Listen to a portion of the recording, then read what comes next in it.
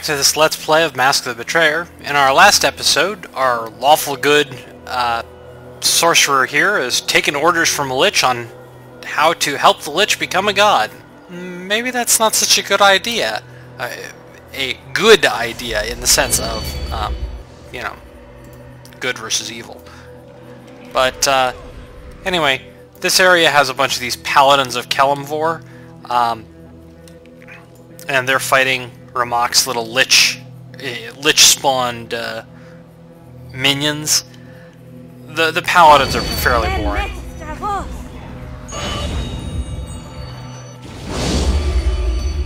So, and I'm just gonna fight them in the way I fight most melee enemies, just by opening up with a sunburst to blind them, and then, you know, just hitting them with whatever.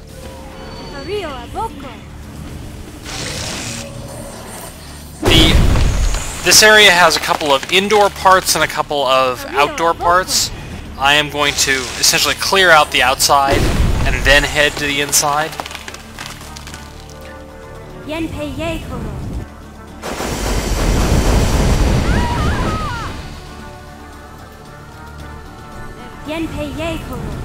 These deathless warriors that Rammaq sends with you are not pushovers. They are actually quite helpful in a fight.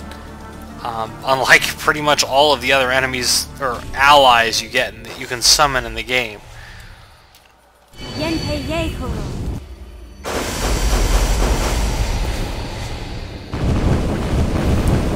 I guess these paladins have some fire resistance, so I probably should be using something else.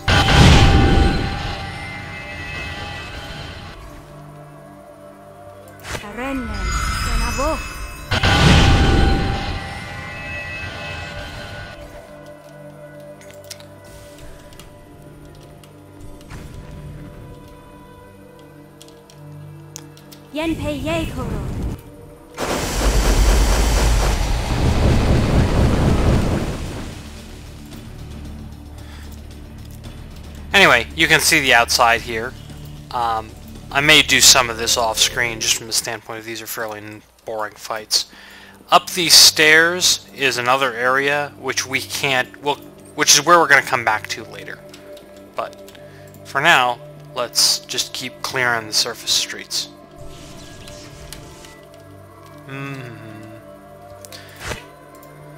I use Chilling Wrath.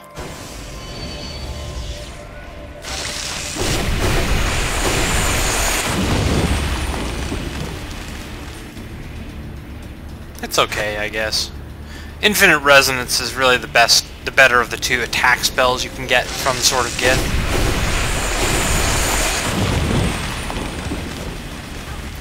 Just because it's, first of all, it's sonic damage, which is very hard to resist. It does have friendly fire problems, of course, but, you know, I really don't care about that. Speaking of friendly fire, let's go whole hog with it and just start cranking out the empowered fire bursts.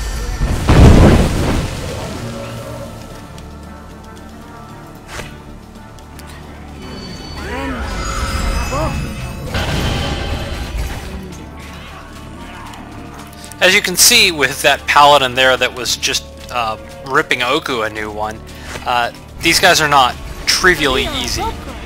They're about as hard as the Deathless Warriors, actually. But they're also not very... I mean, they're like any other high-level melee enemy. You can... I mean, I'm not even bothering to blind them since I have the Deathless Warriors here to sort of act as meat shields.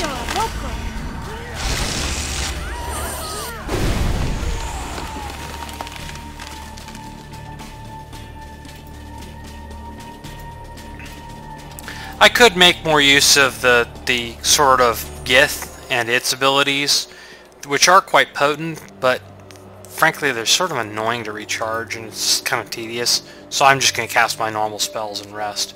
I should probably bother to recharge it though. I think there's one more group down here. Must be inside.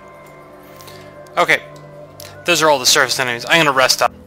I also went and cleaned up all of the fallen paladins who... They drop spirit essences, actually. It's the other way you can get them other than devouring things, though there are a whole 6 of them. I think there are a couple more inside, but hey, you know, get what you can get. This area, you're pretty much reliant on suppress to try and keep your spirit energy up, which is maybe difficult for some characters, especially if you're trying to actually use the craving-related powers. Anyway, into this first vault here. Looks pretty empty. See if we can find this book he's looking for. Oh! And we run into Kelthanos, who's a champion of some sort, as well as some clerics and some more paladins. It's sort of strange that a lawful good character is fighting against other paladins, but, you know, hey, we have a legitimate difference of opinion. And, I'm not going to get many opportunities to use Vampiric Feast, so I'll use it here. All of them are already blind, so it's not like they're going to be a big threat. But now that they're blind, I mean, they're essentially the same as the guys outside. I'm just going to kill them off screen. They're boring. I guess Kelthanos has a few more hit points, and he also has a couple of healing effects because he's a paladin. He actually behaves more like a paladin rather than just a fighter called a paladin. He also drops a couple of fairly boring items. Belt of Storm Giant Strength and Talisman of Pure Good. If you were trying to have your entire party go melee, that Belt of Storm Giant Strength might be a nice item, but I really don't have much use for strength at this point, so... There's the one bookcase here with some scrolls, but I don't see anything else, so let's head back outside. That was the first vault in the southwest corner. This is the second one in the southeast corner. In the eastern vault, you'll find the Vault Keeper. If you don't go here first, if you go to either the Basilica or you stay outside the city, he will not be here. He will have done what he's going to do. I'm actually going to just let him escape, which is by default what happens. However, if you do want to help Rammaq, which I'm not going to do, you have to be here to catch him in the act of taking the tome away, so that you can bring it back. But I'm going to say, well, yeah, we can say we're all better off if Rammaq doesn't become a god. And he asks why I'm working as an ally. Well, I'm called the Betrayer after all. I gotta have a little bit of chronic backstabbing disorder, right? The last vault here is in this northwest corner. We've already cleared these other two down here. This one has a nice big group of paladins and a cleric, so let's just do our usual thing.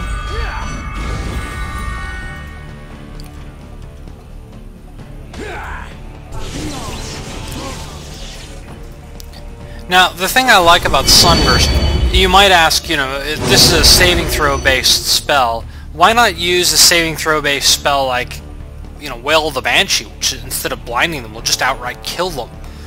The main reason is that things tend to, a lot of enemies have high fortitude saves, but a lot of enemies have low reflex saves.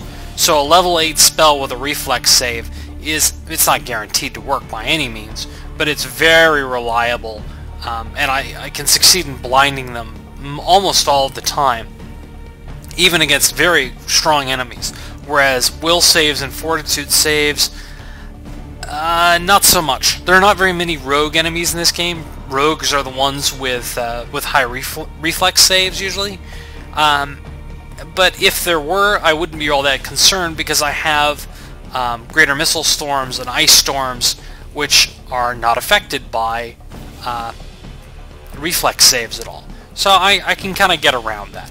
I'm just going to finish these guys off screen. I mean, they're all blind now, and they're exactly the same as the guys outside. I guess there's one difference between the guys inside and outside, and the guys inside don't drop anything, which is sort of annoying.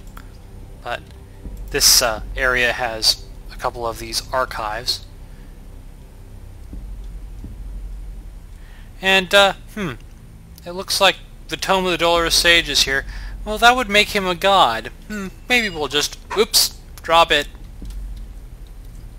Sorry about that.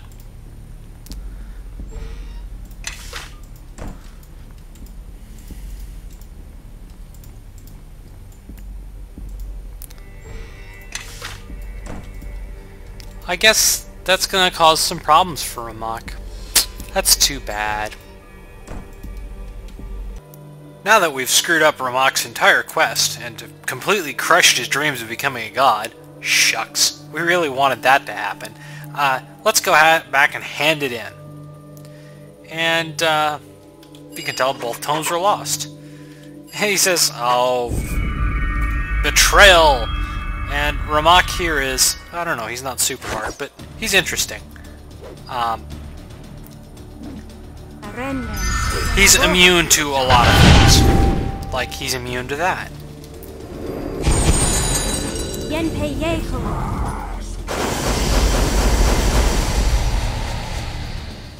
Yeah, he just cast Vampiric Feast. Hopefully our fort save is... Well, we have the 30... Actually, if you look at... I remember I was talking about fort saves and reflex saves earlier. I have a 32 fortitude save, a 42 will save, and a 19 reflex save. So if you were going to hit me with a spell, you would also want to use a reflex save based spell. Fortunately, however, Rammaq is not immune to Sonic, which means it's sort of gets spammed time. I'm going to see if I can find anything else I have that works on him. I know that Infinite Resonance works. And since he's undead, I only have to get him down to 1/4 hit points. Here, I'm just going to use Burst of Glacial Wrath on my Silver Sword of Gith.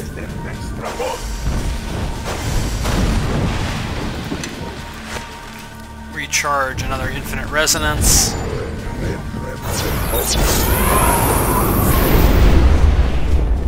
And he's really throwing around the big spells, but frankly, I'm well protected. And Rammaq himself is only worth a brilliant power essence. How depressing.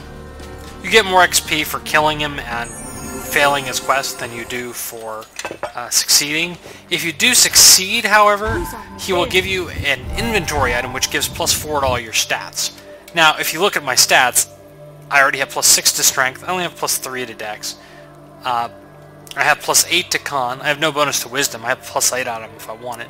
Wisdom, I really don't care about, it's high enough.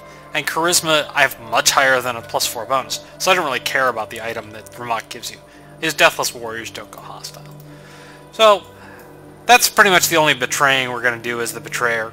You know, got to do some, right?